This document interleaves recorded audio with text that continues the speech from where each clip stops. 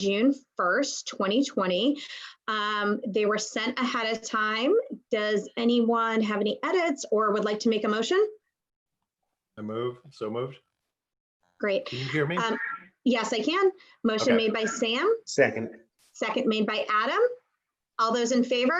A roll call is necessary.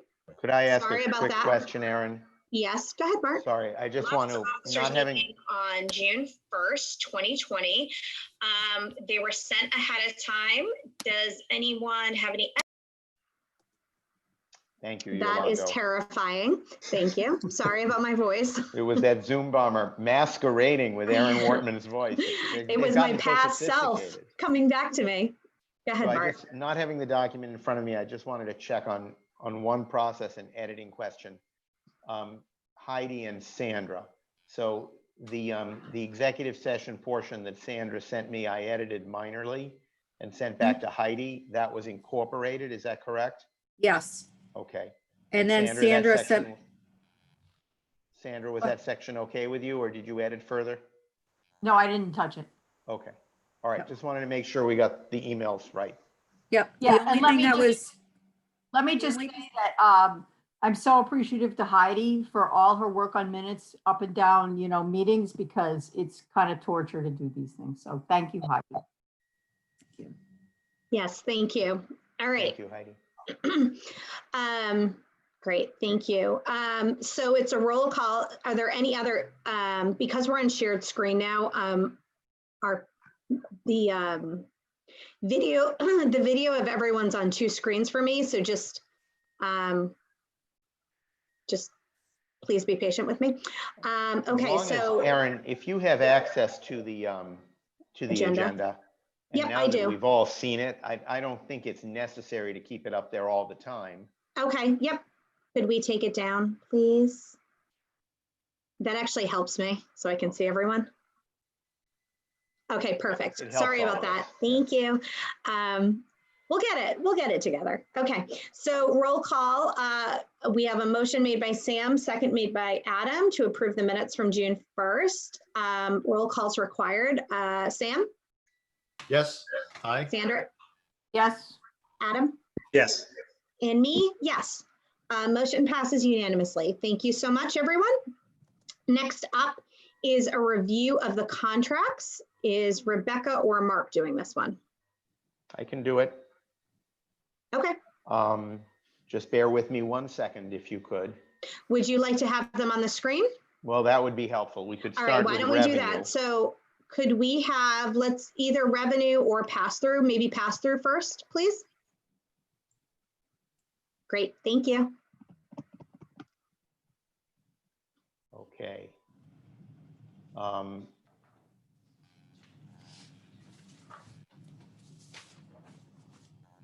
Sorry, I've lost everybody now, but there you are. Okay. So we have pass-through. I usually don't go through the pass-through in great detail. There are many tiny dancer and performer contracts, dancers, singers, performers, actors and actresses.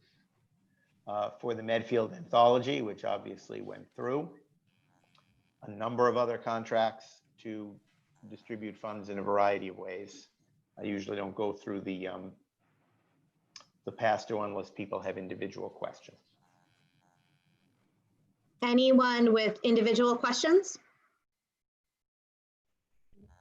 You can begin to see in June, we just started to pass money through to the Quincy Housing Authority in this case for the so-called urgent COVID-19 taxi livery and Hackney grant, one of my absolutely favorite program titles.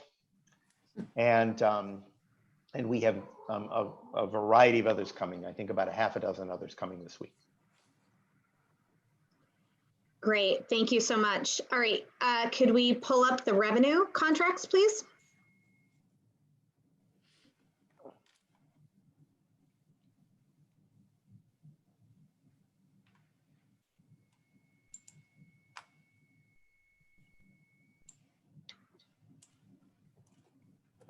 I don't see them yet. Are they there? Nope. Okay. Not yet. Here we go. There we go. Okay. Yep. So even though they're in very tiny print on mine, I will do my best. So over the past several years, I'd say perhaps close to 5 years, Rebecca might remember better than me, we've been working with Chelsea, Revere, and Winthrop on what we call the North Suffolk Public Health Collaborative, which is to improve the delivery of public health services. This was all pre-COVID in those 3 communities where local resources for public health work is limited. Revere particularly has had a long-standing effort of trying to improve and advance its public health work, and we wanted to do that. They wanted to do it. Others also wanted to do it more regionally. We initially hired an individual to manage that program with resources provided by the communities, not solely by MAPC. Honestly, that didn't work out all that well in that case, and we reached an agreement to terminate the services of that particular individual, and we are taking over responsibility for managing the program on our own. I don't think it will be overwhelming. It's still largely in the hands of local staff, but the management and oversight will be through public health and municipal collaboration. So that is the first grant. The Hingham grant, I think, is fairly self-explanatory. Traditional harbor and downtown planning project.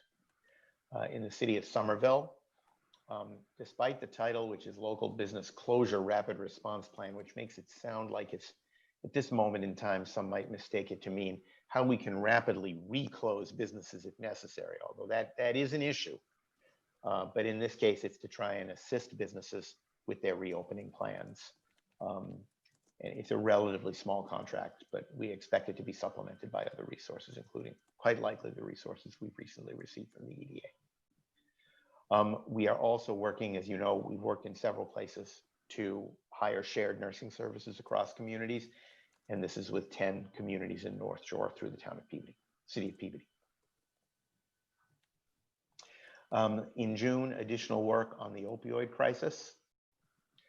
Some of you may have seen reference to the excellent work that Connor Gately in Data Services has been doing on air pollution and its effect on low-income communities, particularly communities of color that live near air pollution sources. A traditional environmental justice issue, but now one with a lot more detail, and some additional work with the University of Connecticut on that issue. That research was recently published, not quite as much media attention as we had hoped, but it's fabulous work. And then I'm going to ask Rebecca perhaps to help me on the last one. I actually emailed Mark and Barry on this one this morning, Mark Fine and Barry Keppert, just to check on this. Not quite sure if this is the overall annual Health and Medical Coordinating Coalition Region 3 contract, or if this is a special contract for the release of additional emergency funds to our department, to local departments of public health. Yeah, my understanding is that this is more money coming in through the HMCC. So it is both the extension of the FY20 funds as well as additional money that is now going through the HMCC. Okay. Because of the crisis. And it's one of these odd situations. Sometimes it's a little difficult to decide whether or not to put these contracts in pass-through or in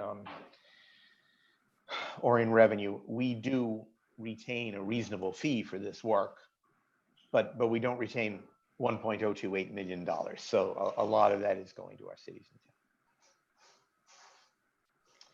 and towns. I should note that even though this is a relatively small list of contracts, things really have begun to pick up. This only goes through the 15th of June. I signed 11 contracts, I think, on Friday.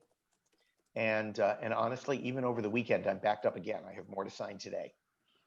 So we do see things coming in quite rapidly. It's a little bit of a different grouping than usual. They're not, I would feel a little more comfortable if I saw a little more traditional land use planning contracts. It tends to be different, but that's what we do. At MAPC, we adapt to the times and we try and make sure that we're providing the services that are needed at the moment.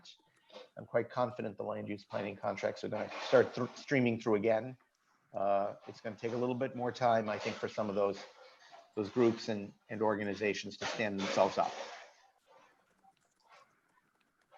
Can I ask just generally on broader revenue side, what do you think you're seeing so far in terms of the recovery for the agency, et cetera? Or I'll Rebecca? say a few words and then ask Rebecca to add more detail. We've gotten a number of grants that, I think were not fully or even at all indicated in the budget we adopted now about a month ago, I guess. Cami will be coming on at about 10 o'clock to talk about a $350,000 grant from the Bar Foundation. We don't keep all of that, but we keep a significant amount of it. We did receive the full $400,000 in money from the EDA, and there's still the possibility of an additional kind of statewide collaborative grant with other regional planning agencies. And a number of small contracts have been coming through, and some not so small, as you see in the list in front of you. Even the pass-through contracts usually result in some money for MAPC. So I think things have been going well, honestly, a little bit better than I think we anticipated conservatively when the budget was adopted. But Rebecca, feel free to either agree or disagree. No, I agree. I mean, the EDA money, which is I think $200,000 a year, was not in the original budget at all. We didn't have that in there, and so given our conservative budgeting, I think things are coming along apace. Obviously, there's some big decisions that we still don't have yet. The district local technical assistance program being one, particularly thinking about FY22. That one will be really critical, I think, moving forward, particularly giving us flexibility around our planning. We're also waiting and should hear shortly around a number of EEA Smart Growth Planning grants and EEA MVP grants. And I think how we do on those grants is also important. I'm sorry, that was me. No worries. But I'm feeling relatively optimistic given the kind of conservative budgeting we did. Okay, I just wanted to get your sense of how you felt it was, where we were in the process. So thank you. Any other questions on the revenue or the pass-through contract? Nope, I think we're good. Okay. Great, thank you. You can take that down, Yolando, now. We're done with that. Great. Next up and I apologize for stopping the recording. I was trying to mute and unmute myself. Guess that didn't work. Well, I guess it did. So next up on the agenda is something I thought we were going to stop using the word. It's hiring and staff updates, not issues. Oops. Whatever. So Mark and or Rebecca, are there any staffing or staff updates to share at this time? I'm going to let Rebecca do this one. Oh, okay. Rebecca, did you want to update us on these non-issues? Yeah, so we, in good news, we have Natalie Obas has joined us in our human resource department, and we've been understaffed in that department. And so we're very excited to have Natalie on board. She comes to us having done human resources at DCAM. So she's familiar with the GIC, which is really helpful to help take on some of the open enrollment issues. She was actually the last in-person interview that I did. So I did get to meet her in person before things shut down. So we're just really excited to have her on board. And I can't remember whether or not, had Leanna left before our last meeting, Mark? Can't remember. I think so, but you can repeat it. I'm not So sure. Leanna, I think Leanna Van Willis is moving her job to the West Coast. And so we do have an opening in our transportation department. We do have then one open position already in the budget that we need to figure out how to fill. And we're having conversations with Tim in data services and Eric in transportation to determine whether we want to fill the data services position left open by Saliki first or the transportation position. So hopefully we'll have a decision on that by the end of the week. I know Mark and I have both had conversations with them and at least get one planning position filled. That's it. That's it. No issues, as you can see. Okay, great, thank you. See, I was on mute that time. Any questions? Great. So I think, Mark, you said that Cammie's coming on at 10. So if that, right, to do the project update? Yes, sorry, Erin. Okay. Yes, that's No, correct. it's totally fine. So why don't, if it's okay with everyone, if we can skip around a little bit, because after the project update is Metro Common update, which I don't see Eric on for, but that's okay too. I thought we could review, can we talk about the next executive committee meeting? So Mark and I had a conversation at the end of last week about doing a combined July-August meeting, if that is okay with everyone, with vacations and people taking time off, and obviously it being summer, not that everyone's not working, but I think it's more appropriate to have a joint meeting for July and August. So, so what is being proposed is the executive committee will then meet instead of July 15th on July 29th. So it's kind of that sweet spot between July and August. Does that sound good for everyone? The one thing that I would note is that we might have to bring up some of the police reform modifications to our position through our emergency procedures if we proceed that way, because the legislature has indicated that they want to conclude those conversations by July 31st. And I am hearing the Senate is coming out with some proposals this week. So as long as everyone's okay with that. In addition to that, I expect that we will want to take up something on legislation, and I expect there will be several different bills dealing with the end of the eviction ban and questions about extensions or additional resources. There are several, just like in the police reform arena, there will be several different bills and a wide variety of issues. Also on dealing with the sort of post-COVID housing crisis, there will be several different bills and several different issues.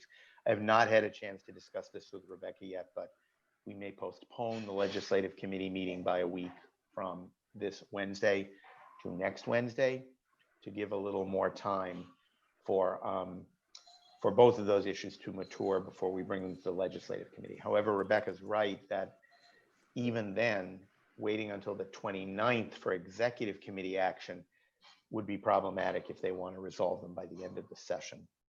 So we're honestly a little up in the air about that. Glad to hear any recommendations. Great. Sandra, you had a question? Just FYI, I'll be away next week. So I may not be checking in about that stuff if there's anything that comes up. Are you going anywhere fun? Just South Dartmouth, you know, for a few. Oh, I mean, it's in state this year, right? yeah. I was just asking. So one possibility is that we will have a meeting with, I mean, these are important issues, and I'm very reluctant. I'm usually the one who's reluctant to have things handled through the emergency process without having the legislative committee meet. So we might have them at the legislative committee, but still have to call an officers meeting after that in order to gain approval. And I think that might be, I'm just making this up as I'm going along here. If we hold the legislative committee meeting, say next Wednesday, it might be necessary to have an officers meeting either on Friday or on Monday. Sandra might be back on Monday, I don't know. Just see if we can gain some approval to move forward on some of these pretty complicated and occasionally controversial issues. Always controversial. I could meet Monday, but not Friday, thanks. Okay. Can I ask, so the normal process would be, things would be percolating along. It would go to the legislative committee, and then the executive committee would vote to approve or not to approve. The emergency process is usually that we, with or without a meeting of the legislative committee, we bring together a meeting of the officers, and the chair of the legislative committee is always invited to participate in that discussion. And then the officers can approve a position for MAPC under our emergency procedures. And I think given the fact that we've had long conversations about both of these issues at executive committee, it's really a refining of of our position or a reaction to positions that might be put forward by the legislature, that, you know, your suggestion, Mark, makes a lot of sense of trying to have a legislative committee July 15th and then, you know, pull together the officers in the interim as things move quickly. May I ask, do you think presumably the police stuff will be difficult? These will be difficult issues to work through. At the legislature is a guess. I don't know. Is that fair? I mean, is that a buzzsaw? I suppose is what I'm getting at. I'll go afterwards. Are you asking me? I mean, yes, well, I think that there. How much blood is going to be in the water when those issues come through the process? I suppose. I like that metaphor. Yeah, let's not use that one. Okay. You know, I think that there is firm commitment from all three big players, the governor, the House, and the Senate, to take up the issue. And so that often is the impediment in legislation making it across the finish line. Obviously, the details of what is in that legislation, I think, will be the most challenging piece, and how far folks want to go. And we're obviously, you know, pushing them to go far. And I think, you know, we'll yet to see, we haven't even seen the Senate's proposal yet. So, but at least, you know, all three are committed to doing something, and that's not always the case. That's often an impediment. Yeah,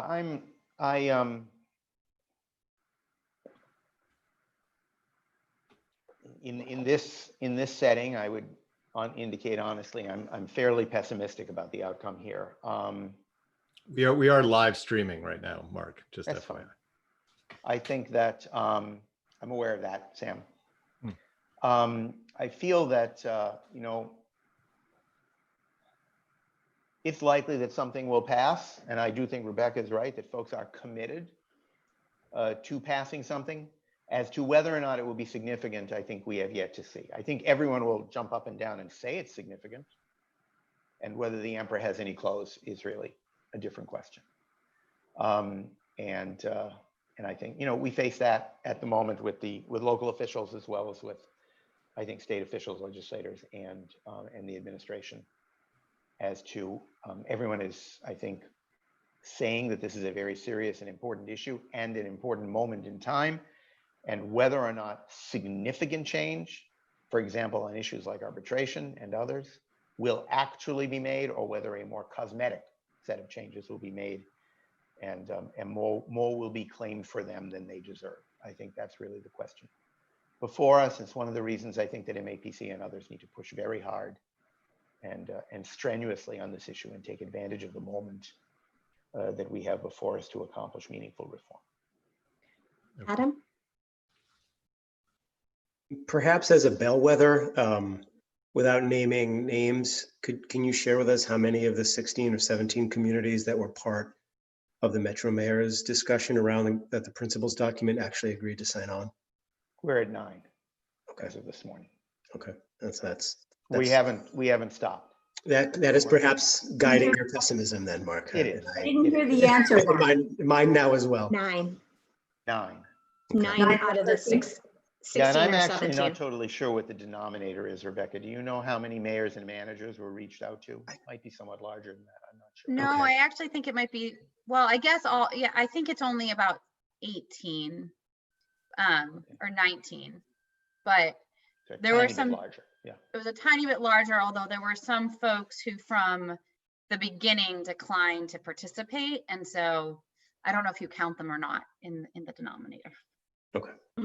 One issue that is, in fairness to the mayors and managers, and the managers specifically, is that, you know, there are some managers who just don't feel that they have the authority to sign policy documents of this kind, almost regardless of the content, and some feel they do, and you know, it's that's just the way it is. I think the other piece I would say is that, you know, we often don't have documents that ask for both local and state action. And I actually think in many instances, it was the commitment to local action that folks were worried would somehow supersede a process that they had already put into place. as opposed to agreement on the state level changes that kept folks from signing on. Great. All right, thank you. So just so we're to kind of button up that conversation, so we're going to meet as an executive committee on Wednesday, July 29th. The legislative committee will most likely meet next week to discuss issues, but the legislative chair will call that meeting appropriately. And then we acknowledge that an emergency meeting may have to occur in order to take a firmer or more refined position statement on behalf of the agency. Sound good? And hi, Cami. So hi. So next up on the agenda, or we're going back on the agenda, is the project update. And Cami, do you have anything to share for the screen? Oh, no. Oh, okay. Okay. No. We just like to ask. Cami agreed to do this at 10 o'clock last night, to be clear. And that's on me. Well, thank you, Cami. And this is a very fast moving project. So. Yeah. So go ahead, take it away. I'll just say by word of introduction, both Rebecca and Cami, Sasha and Jeanette have all been working very hard on the issue of helping with cooling during the summer. And although we are all looking outside and seeing a very cool morning today, I actually think the projection is for a tremendous amount of heat next week.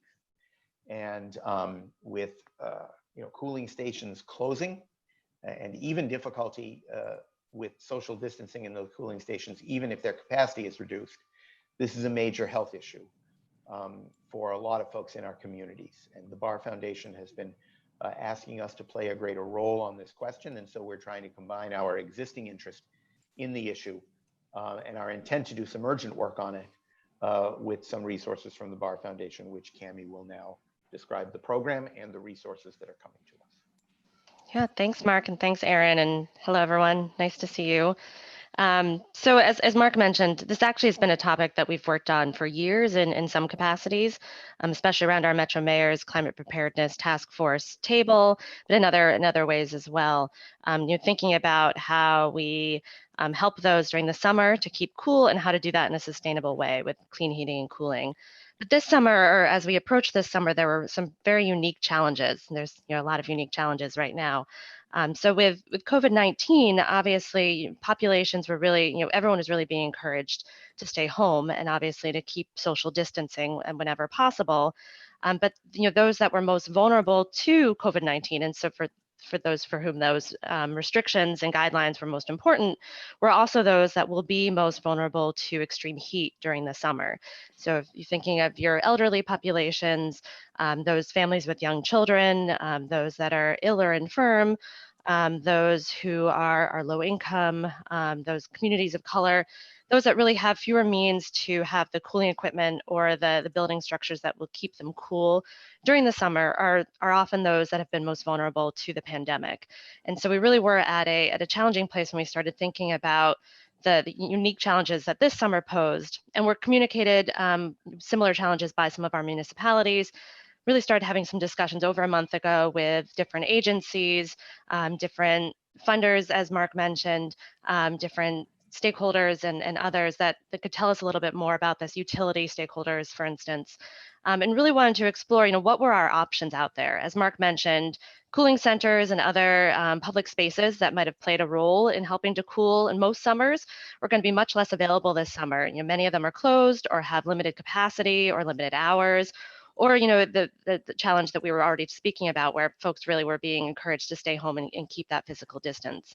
So those spaces, even the public libraries, centers on aging, community centers that would have provided some cooling relief, were going to be much less available to help mitigate the challenge this summer.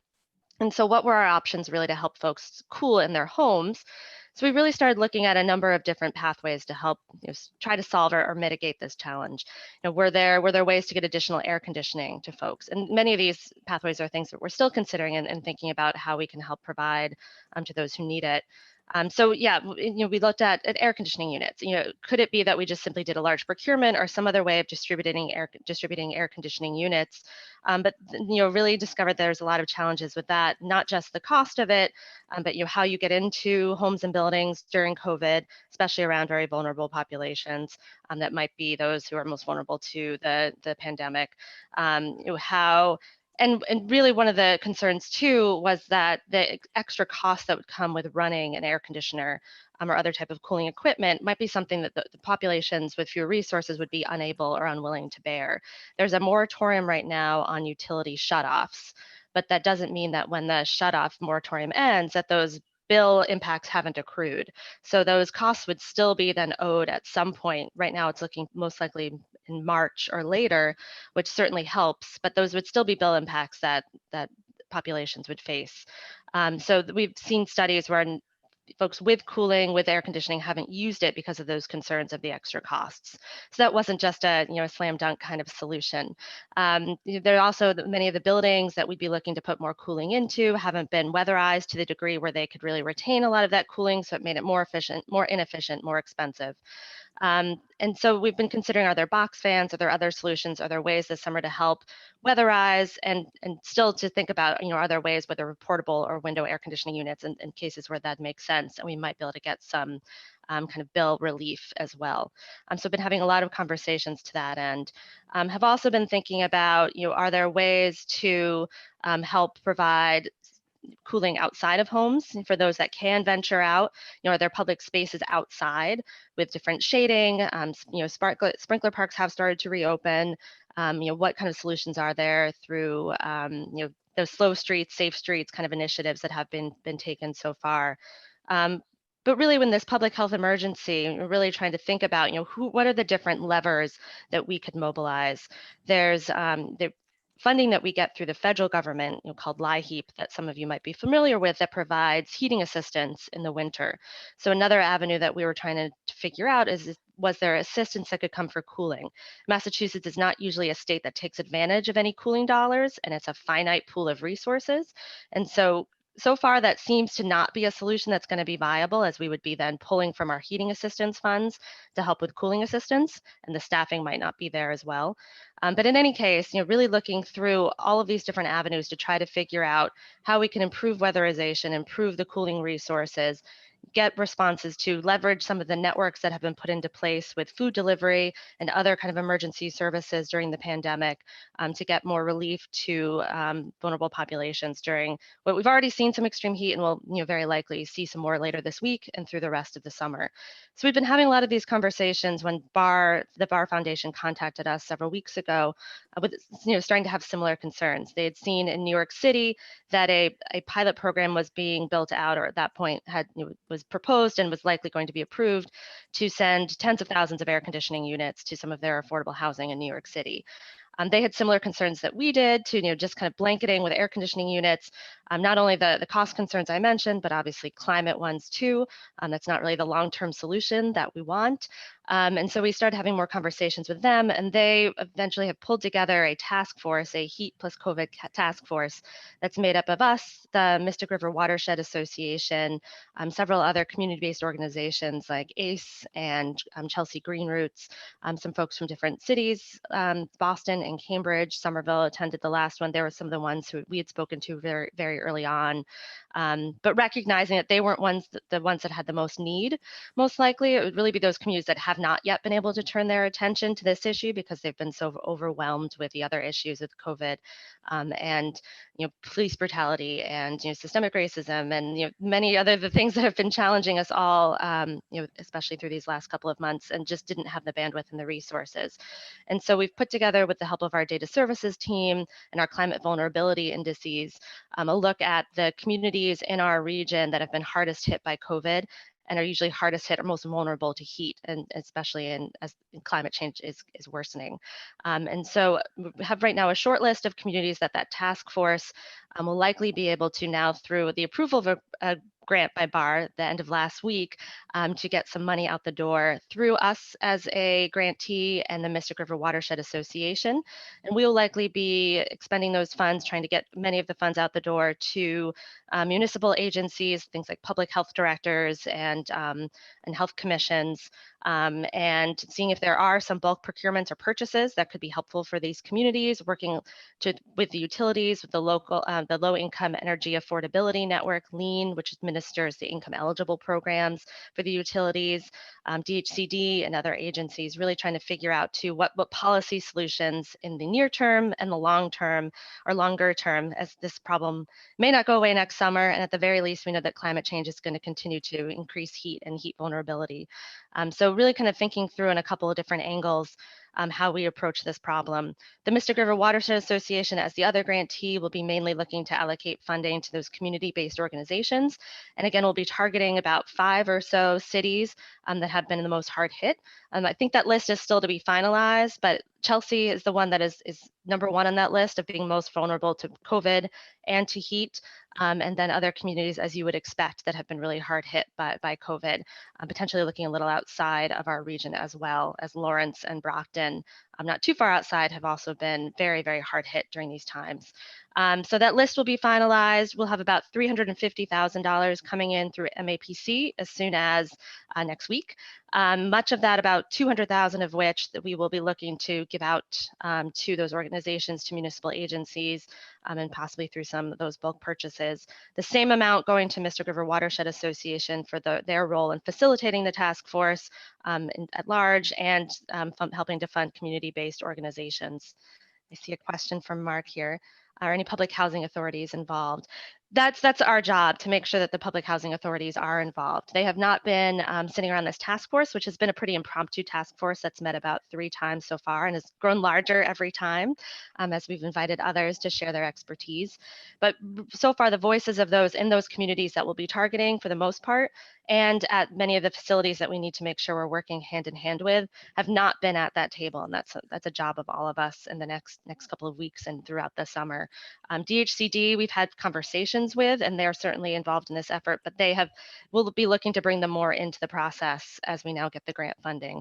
As Rebecca said, it's been very fast moving. So about 3 weeks ago, I wouldn't have been able to tell you anything about a potential grant, but now it's been actually awarded, and we'll be receiving the funding next week. So a much faster process than we're used to. I think I'll stop there. That was a lot of information. I'm sure Rebecca might have some things to add as well. She's been very involved, as has our public health department, other staff on my team, our municipal collaboration department. We've brought in data services and others. So a really big effort throughout the agency to make this happen in a really short amount of time. Cami, thank you for replying on the PHAs. And Sandra, are you able to hear me? I saw the email that you weren't. It's faint, and you talk fast, so it's a little bit. I mean, it's okay, but you're much fainter than everybody else. I will put off the headphones. Is that any better? Yes. Okay.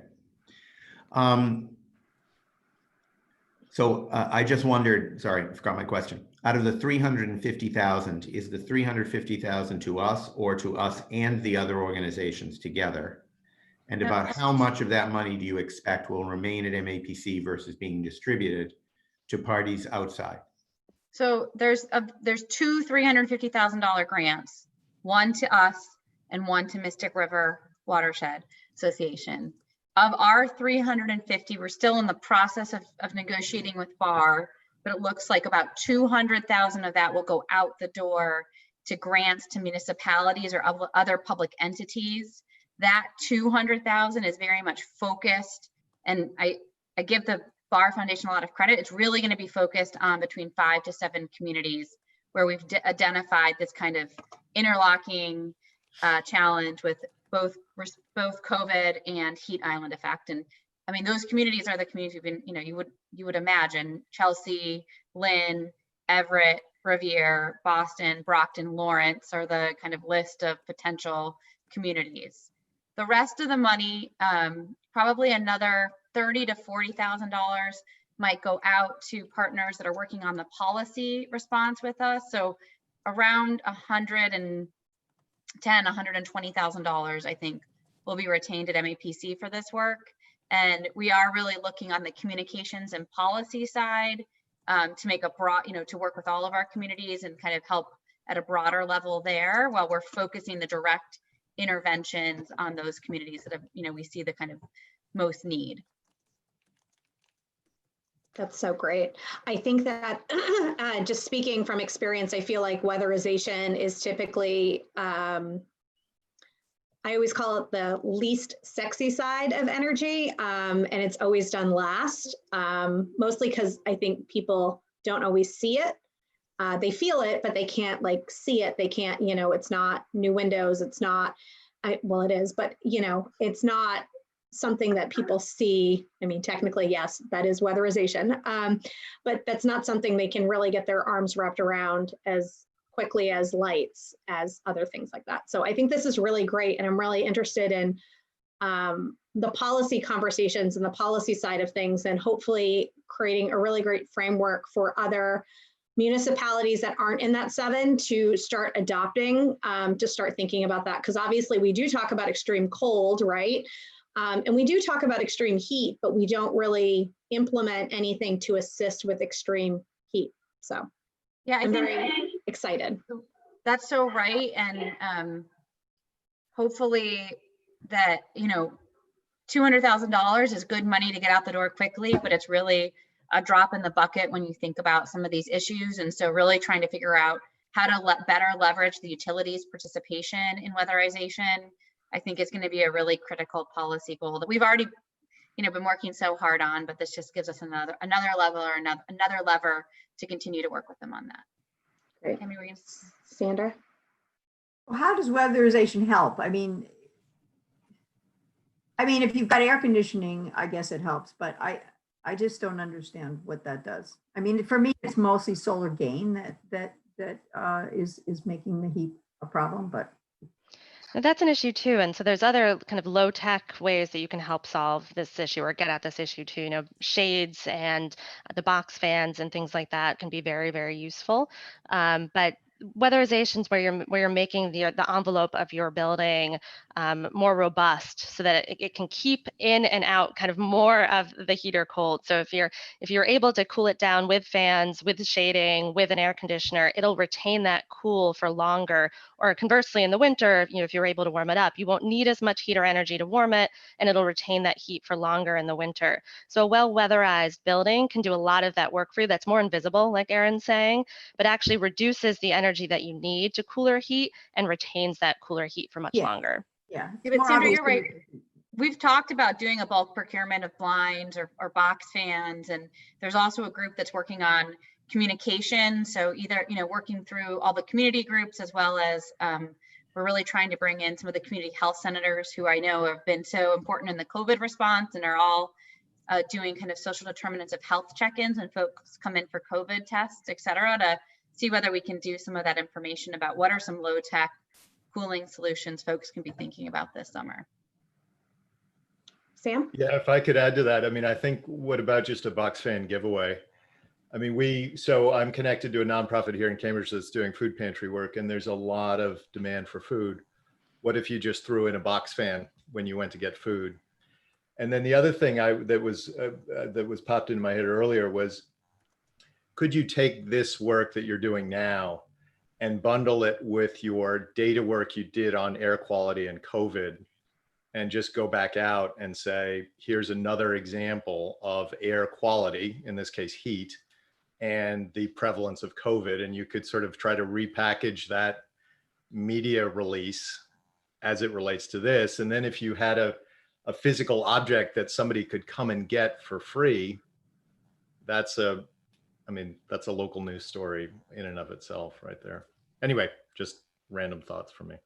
Yeah, we'll see. The Globe, I think, is already doing an article on this, so that's positive.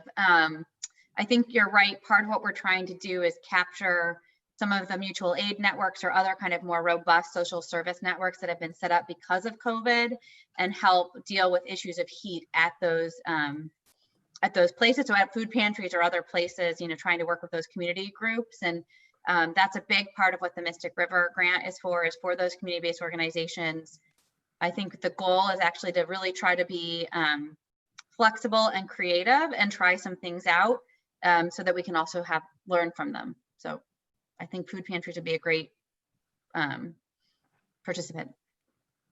And honestly, it goes so much larger than the Band-Aid approach, right? You think about development and, how many municipalities require so much green space, right, for every development, but do they, require trees or shading or things that make that building more resilient for, generations to come? I mean, I'm really excited about this, not to go off on planning or anything.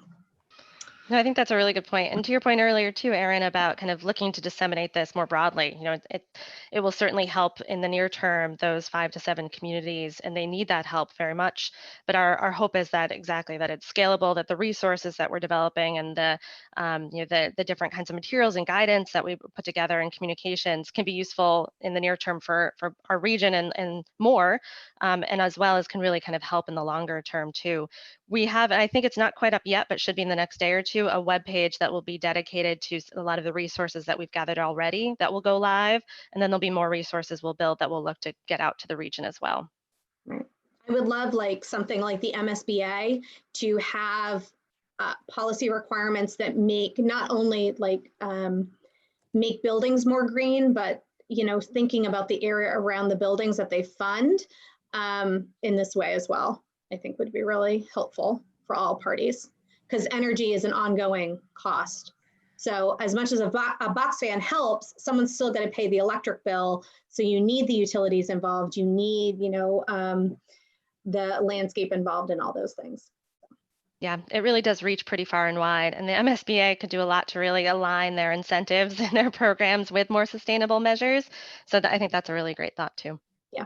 I feel like I always talk about the MSBA, but they give out so much money. So anyway, is there any other comments or anything for Cammie? Thank you so much, Cammie, for your quick update. I obviously really appreciate it, and I look forward to hearing more about it. Great. Thank you, guys. Thank you very much. Thank you. Are we getting a Metro Common update? Mark or Rebecca? I don't know if Eric was aware of the meeting. Oh, okay. I don't think it's honestly essential. Okay. Guess what I would say if I were giving a few quick items. I know that the action area sessions, which is 2 sessions per action area for a total of 10. I believe that 4 or 5 of those have happened already in climate, housing, and inclusive mobility, or inclusive growth and mobility. The conversations have been robust. The attendance has been very low. And that is problematic. But we are doing our best to move forward and to get people interested in participating in something that isn't urgent and momentary, which is not easy, as you know, these days. Rebecca and I have met several times with the staff on the research agenda, which I think is actually moving forward very smartly. A lot of projects are being finished and others are underway. The releases that we've had on unemployment and housing, which is not really Metro Common, but it is related, on air pollution, which is related to Metro Common, and now coming up on the 14th of July on the municipal workforce, are all evidence of things getting done. And honestly, it's helpful that Jesse Partridge is now back so that we have more robust leadership in the research division, even though it's difficult for us that Saliki is no longer here. Although I might note Saliki is the primary author of the municipal workforce report, and he is going to present the results at the July 14th webinar, which I hope you'll all attend. The scenario planning work is going forward.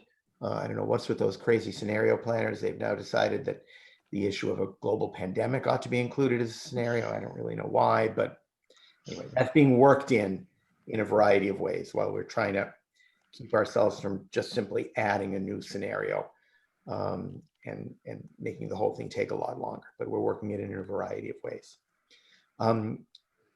We worked with Eric very closely on the issue of the Metro Common budget. And I think we have a good solid budget at the moment moving forward. It did have to be cut. We had to make some difficult choices about things to include and things not to include. But after some initial reluctance, I think that Eric rose to the challenge of accomplishing that. And we have a budget that we're happy with. Rebecca, is there anything else that you want to add for that impromptu update? I would say the policy work continues apace, and we have, I think, been able to really have a lot of staff devote good time to that, and hopefully we'll see some of those results shortly. I think about 10 drafts are already in, which is very positive. Sorry, I forgot to mention that, and it's odd for me because that's the part that I talk about all the time, but dropped out of my head. Sorry. Totally fine. Sandra? Oh, the participation of the external advisory committee has been low just because people are kind of overwhelmed with everything else they're doing. Is that what you were?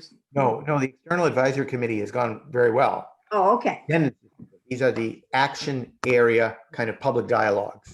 Yeah. To present the action area briefs and to get input on challenges and opportunities to accomplish our goals. They've been good conversations, but it is hard to get people into those topic rooms. Anything else? Sam? I would just add, I don't know where this fits. It's because it is a bit random and of the moment, but things like police reform and the housing eviction work and even the cooling work, I mean, potentially have longer range implications over a 10-year plan, and you ought to take credit for those. I mean, I think that's as much a part of a 10-year plan as anything else. It's more than a 10-year plan, first of all. It's a 30-year plan, but you're right. But they presumably the impacts of these will play out over the next decade and a half if something good comes out of it. So I think you can claim some credit for it as part of your planning for the future. And I know the staff is trying to do the best they can to incorporate. Well, first of all, those issues were never not incorporated in our work, but to incorporate them in a more upfront and more robust manner. Yes, I'm just saying seize the moment. I mean, you could write a document and work on it over the next 10 years, or you can get police reform by July 31st and add it as one of your did something there projects. Well, I have a feeling that we will still need to work on these issues when the plan is published, and we are expecting to complete this process by June 30th of 2020. Yes. 2021, sorry. Yeah. Otherwise, you really shouldn't be on this call. You should be printing that plan. Okay. There will be no printed plan. I know. I'll print it in my office. I like paper still. Don't tell Cami. Okay, great. Anyone else have anything to say on that? Great. The next agenda item, just so we know, the next officers meeting scheduled is Monday, August 3rd. Is everyone around for that? I mean, we could do it or we could not do it. If we are if we are ending up with a kind of an emergency officers meeting, I guess 2 weeks from today, I think. And we're then having an executive committee meeting on the 29th. I'm not sure it's necessary or reasonable to ask for an officers meeting on the 3rd of August. If Rebecca or Aaron or anyone else feels differently, glad to hear. All right. So we will play it by ear. How about we say that? Sure. I think what people should be prepared for is likely an officers meeting on, let's see, today is the 6th. So I think it's the 20th, likely an officers meeting on Monday, the 20th. Yep. And then an officers meeting on September, 14th. yeah, I think the 14th, Okay. because the 7th is Labor Day this year. Yep. Sandra? Oh, you're on mute. That's what I was gonna say is Labor Day, is the 7th. So. Okay. Can't believe we're talking about Labor Day already, but here we are. Where did April go? Or Yeah. May? So, all right. Okay, great. Let me just, I'm just writing it down real quick. Okay. So we believe July 20th may be the special officers meeting. Yeah. And then, okay, July 29th is our next executive committee meeting. And then our scheduled officers meeting for September will be September 14th. Okay. All right, great. Thank you so much for engaging in that conversation. Okay, so next up on the agenda is the negotiation of the executive director's contract, in which we have to go to executive session for. So before, just to kind of talk about what we're going to be doing, we're going to be going to executive session and then coming back from executive session back into regular officer session to then hopefully vote to forward a recommendation to executive committee and to adjourn the meeting. But before we do that, Rebecca, thank you. You enjoy Michigan? Oh no, I'm back, Oh, I'm back. sorry. but I will enjoy. This is my first day. My children are back at daycare, so it feels really weird. Congratulations. Yeah. I was How was confused. You're in a Michigan? different room than you're I know. usually in. Did you Well, I don't have fun? to worry about their tiny voices interrupting me right now. Oh, so. well, that's nice. They're tiny voices. I'm not so lucky. Anyway, good to see you guys. Yeah. Bye, Bye-bye. Rebecca. Thank you. Okay. Bye, Rebecca. Okay, so are we getting an invite, like a pop-up invite to go? Oh, wait, we have to move to go into executive session. And Yep. then if that motion passes, then we will get the pop-up, correct, Heidi? Yep. And then I'd ask Yolanda, can you put your video on just so I can see you? Yes, hi. I don't like talking to the empty space. So I've created a just a card that will let people know on YouTube that you have entered executive session. Then you have to come back. What I would do is I would ask, I'm going to ask Yolanda if he can move you into the executive session, into the breakout, make you, Erin, the host, so that you can do that. You can keep me as, actually, as long as somebody will record all the motions and the votes from moving in and out of the different sessions. Sandra, if you can do that, then both Yolanda and I can leave. If you can text me when you're ready, I'll let Yolanda know when he can shut off the YouTube streaming. Well, we have to go back into regular session. Yeah. So how do we get back in? If once you come back out. Oh, I see. Oh, Like I council. will take the card down that says that you are meeting an executive session, and then we'll move along from there. Okay. So, And I will be responsible for texting you, Heidi? yes. Okay, and then Sandra, you're okay with when she says record, she means scribe. Okay, good. Yeah. All right. Are we May I all- ask a question? Yeah. Are Yes. there any documents associated with the breakout session? Is the latest version of the contract document anywhere? I imagine it isn't. Is that right? We have the last version, but that was before the last officers meeting. But do you have your homework, Mark? No, I do not. Okay, Okay. we'll talk about that in executive. I mean, I don't have it as a written document. No, you don't have to. You don't Yeah. have to. Okay. Okay. It's fine. We'll talk about it in Alright. executive. So I am looking for a motion to, Adam, do you want to make this motion? Because Yeah. you know the Sure. terminology. Okay. I move that we enter executive session to discuss the executive director's contract, since discussing it in open session would impact the bargaining position of the board. Is there a second? Second, Okay, motion made by Adam, second made by Sam. Roll call. Unmute everyone. Sam, yes. Sandra, Yes. Adam, Yes. and me, Erin, yes. Motion passes unanimously. So if we can get a little pop-up. Okay, Yolanda, if you can do that, at that time, I will move the sign.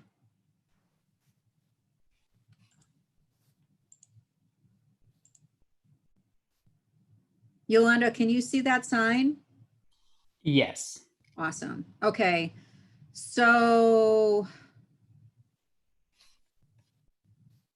Erin, let me just get you, let me look at you. Oops.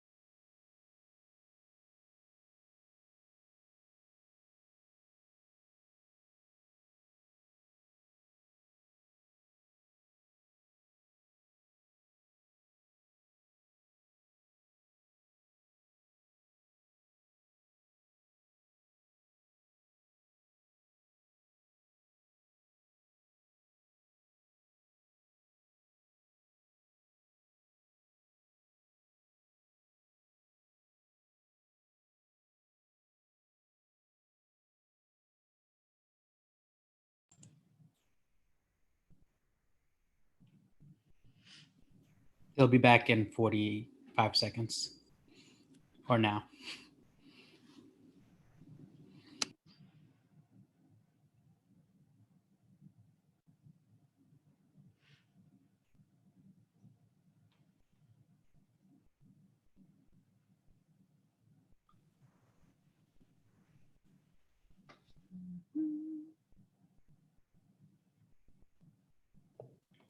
Okay. Hello, Heidi. Hello, Yolando. Hello. Aaron, you're still muted. Well, it doesn't help when I say welcome back and we're just waiting on Sandra when I'm muted. Sorry about that, everyone. Yeah, I wonder where Sandra is. All right. Hopefully shouldn't hit any buttons, especially since she has the language. Oh, here's Sandra. She is. Okay, great. Welcome back, everyone, to the regular officers meeting. Aaron, can I ask a question before Sure. we go? Mark, this is, I think, directed at you. In our discussion, we were discussing your contract, and I think we had agreed that the actual number when we got to salary will be spelled out in the contract, and I just assume that was past practice. Is that correct? Well, yes, it is past practice. I know that. So Okay. what we can do, and Sam, it might actually be appropriate for you to do this. Sure. Is to maybe make a call to Sheila. Sure. And determine what my salary level was prior to the May 1st reduction. Okay. And you can use math to then determine the correct number, which I believe would be 10K below that. Okay. And then for procedurally, just before we, move forward with any votes or anything else, procedurally, then Sam, when you have that number, if you could email that or text it to me or call me, whatever, and then I will update the contract document based on the vote that we have had today. And Sandra, once that vote happens, if you could forward that language to me as well, I'll incorporate it into the contract. I will send it back out to the officers to make sure I updated it, and Mark, to make sure I updated it correctly and it's accurate. And once that occurs, obviously no discussion, once that occurs, I will then forward it to Heidi for distribution to the executive committee's packet. Does that sound good to everyone? Good. All right, great. So, yes, Sandra? So do I wait to forward you the language, or I can do that at any time? You can do it at any time. I hope that we will have a motion in a second and then a vote within the next 30 seconds. So would anyone like to make any particular kind of motion? This is on adoption of? On forwarding to the executive committee for adoption, or favorably recommending contract language for the next 3-year contract language for the executive director for their adoption. So moved. Second, and if Sam would take a friendly amendment to make sure that that motion encapsulates authorizing you as the president, Aaron, to work out any final details of the language. Yes. All right, thank you. Thank you, Adam. Very smart. All right. A man who's apparently negotiated a few contracts before. You can come over to my town. We'll hang out, Adam. I'll bring you to my next compensation meeting. Great. Thank you. Okay, so we have a motion second with the friendly amendment on the floor. If the officers could please unmute for a second because it's roll call. Sam? Yeah. Yep, I should be good. No, how do you vote? Oh, sorry. Yes. Okay, it's fine. Sandra? Yes. Adam? Yes. And Aaron, yes. So that motion unanimously passes. I look forward to it being hopefully adopted on July 29th at the next executive committee meeting. And Heidi, we will work as soon as Sam gets me that number, Yep. and Sandra forwards me that language, I will update and I will turn it around on our end so I can forward it to you. Okay, excellent. Might I note that Heidi, could you very promptly inform the executive committee of the change in schedule? Yes, I will do that right I now. think you can inform them at the same time that Aaron, this is a question to you, that the August executive committee meeting is being canceled. Correct. It's being consolidated. Yes. That's what we're going to say. Great. For efficiency, of course. All right. Yes. Great. Thank you so much. And I believe there is no other business before us unless anyone can think of any other business. Great. I will entertain a motion to adjourn. So moved. Motion Second. made by Adam, second made by Sam. Roll call last time. All those in favor, Sam, Yes, aye. Sandra, Yes. Adam, Yes. and me, yes. Meeting is adjourned at 11:38. I want to thank Ilando and Heidi and Mark for their support on this meeting. Thank you, Sandra, for taking notes during our executive session. I know it can be kind of hard to do that. So I appreciate all of you, and I hope you all have a great day. Thank you all very much. Thank you, Linda. Mark, I need to give you a call right after.